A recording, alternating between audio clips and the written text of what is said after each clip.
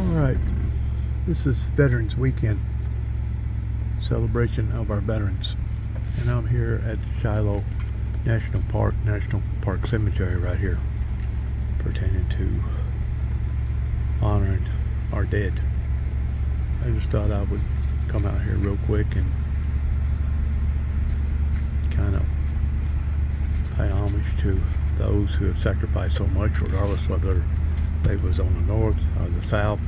The fact of the matter is, these men and women died fighting for a cause that they believed in, fighting for something that they felt like was worthy of sacrificing their lives for.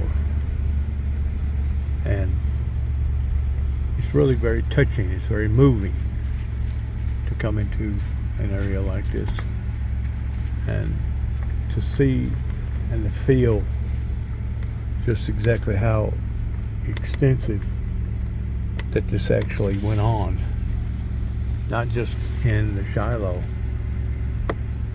Tennessee area, but basically throughout this great nation, of those who laid down their lives for our freedoms and for the things that we have today. It's rather moving to know that people before us thought enough of this great land called America. Of course, at that time during the Civil War, I don't even think America was called America at that time, was it? Anyways, it may have been because of the Revolutionary War, but the fact of the matter is to see how many, and this is just a tip of the iceberg in what you're going to witness right here pertaining to the headstones.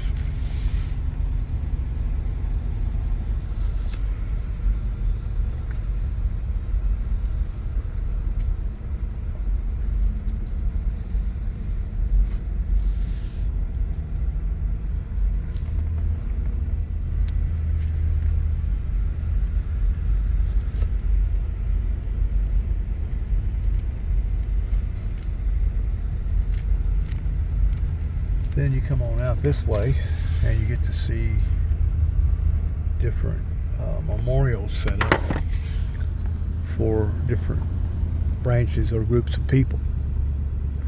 That the last time I was here was with my brother David, and it actually moved him so much that he teared up and cried because of feeling the hauntingness of the remorse that has befallen upon to not just this hollow ground here, but upon to our great nation. To think that there was a group of people that that could not see eye to eye for whatever reason, to the degree that they was willing to massacre one another over, is, as I said before, haunting. It's absolutely haunting,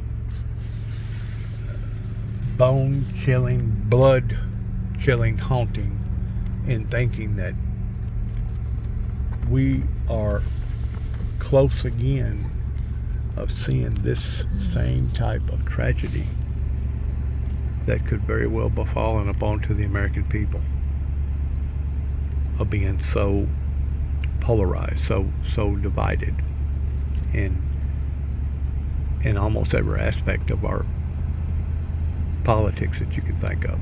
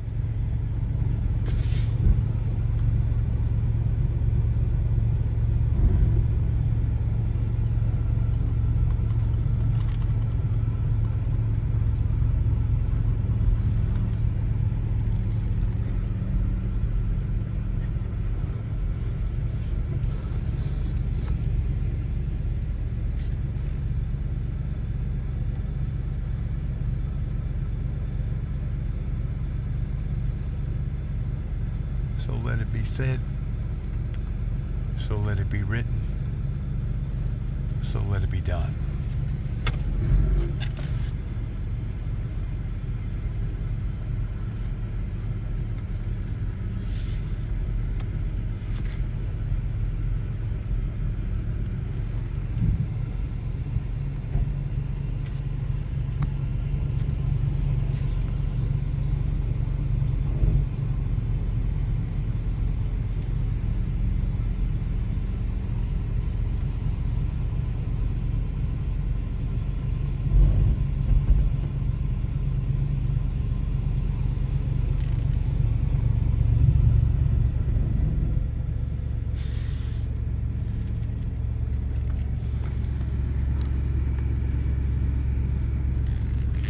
You can feel the intensity in the, I guess you'd call it almost like static electricity, but it ain't really static electricity.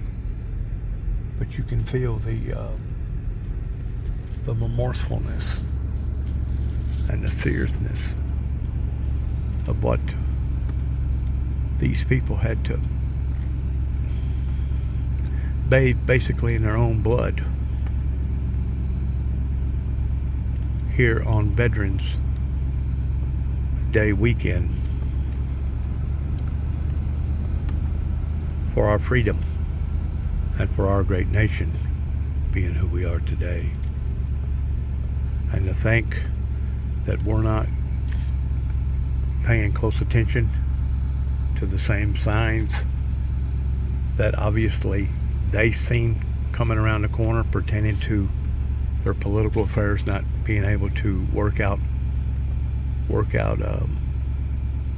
any type of compromises on, to think that we are so close of basically going down the exact same steps or the same path that these people went down, to where if they would have just had some sort of compassionate love, regardless whether it was the north towards the south or the south towards the north, pertaining to slavery and etc., if they'd have just had some sort of reasonable, compassionate love, I truly believe that this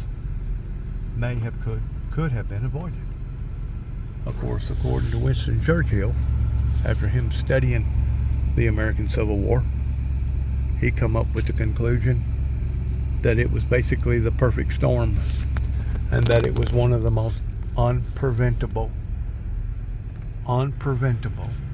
events upon the planet to mankind. Now, I don't know where Winston Churchill come up with that theory or that ideal. I don't know, because he was supposed to have been some sort of a war general or some sort of a special, just specializing in those type of affairs.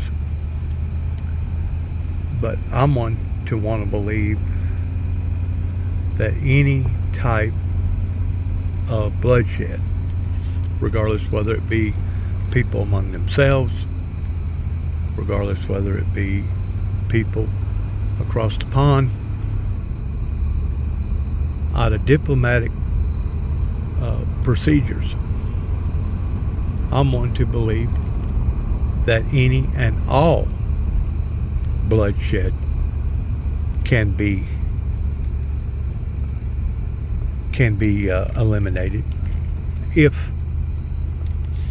cooler heads prevail, if people sit down and reason among themselves in what is going to be the cost in going to war versus trying to work out a peaceful diplomatic solution to whatever problem is going on.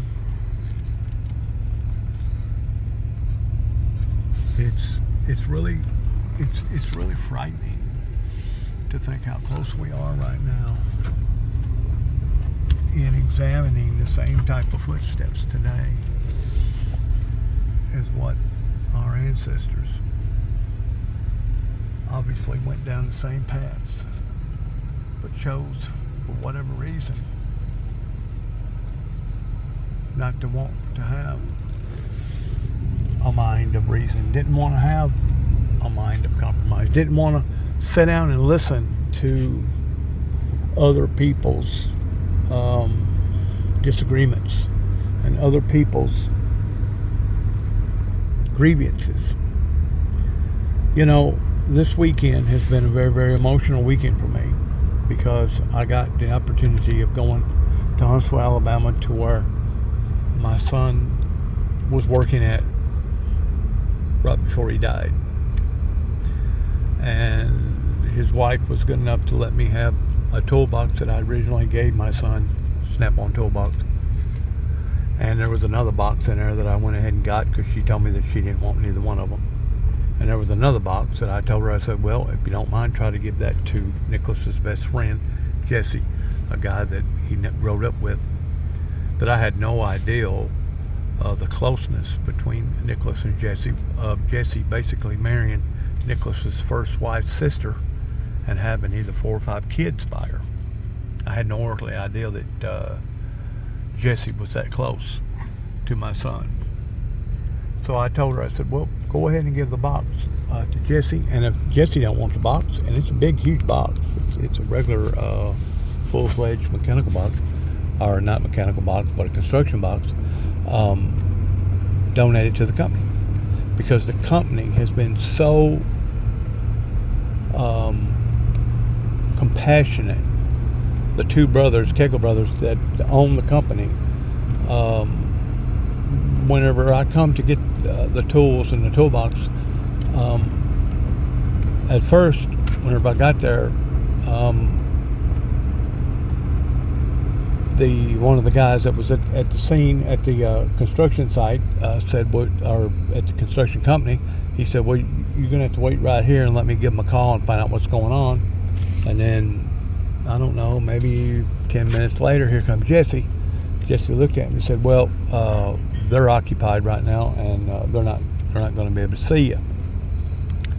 Well, I thought about that, and then I made a special request that I wanted to see one of the brothers that Nicholas liked, and one of the guys that liked Nicholas so much, pertaining to the company position. And he come out there to talk to me. We sat down in the office and got to talking. And it wasn't but about maybe 5, 6, 7 minutes later, his brother showed up too, the other owner of the company. And I could tell by the expression on their faces, I could tell by the sound of their voices, I could tell by the whole atmosphere coming from the rest of the employees that there was going to be a huge, huge hole that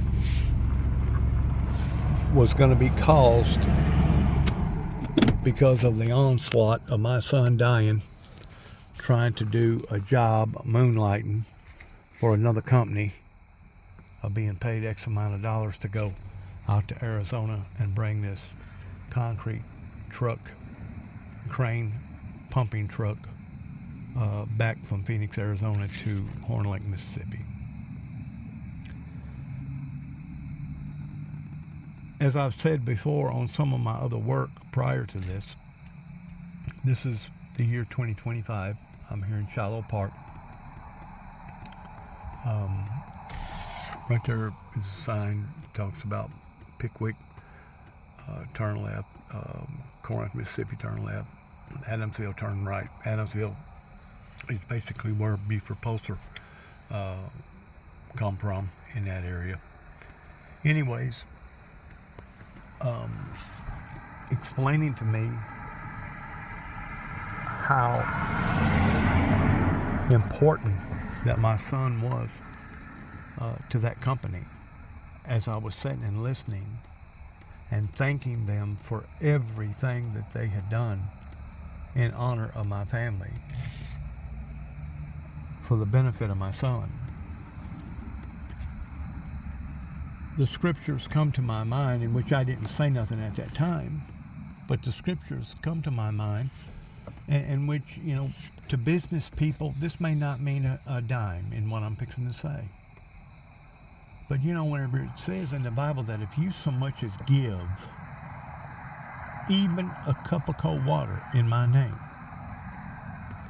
not Allah's name, not Muhammad's name, not the wicked's name, not Voodoo or Hindu's name, not even in your own name, but if you do this in the name of Christ, you shall not be denied your reward.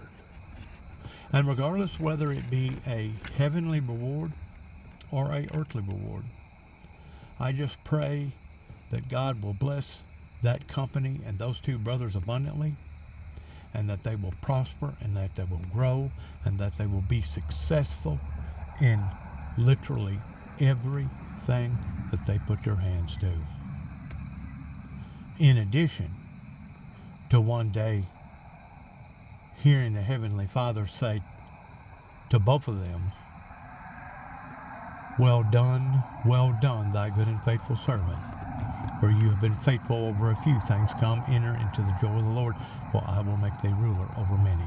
I just pray that God will find favor in these two men that was brothers, that has been compassionately moved by my son's death, as well as the whole company. I mean, he didn't just shut down one building, he shut down two buildings that basically in total was about 20 people. And they all went down to Millington, Memphis, Tennessee, in honor of my son, the day after Labor Day, which was September the 3rd, or September the 2nd. I'm still trying to take all this in, as well as having my son's toolbox back in the back of my truck. I haven't made it home yet. Like I said, I'm still here in Shiloh National Park, and I'm still trying to take all this in correspondence to not only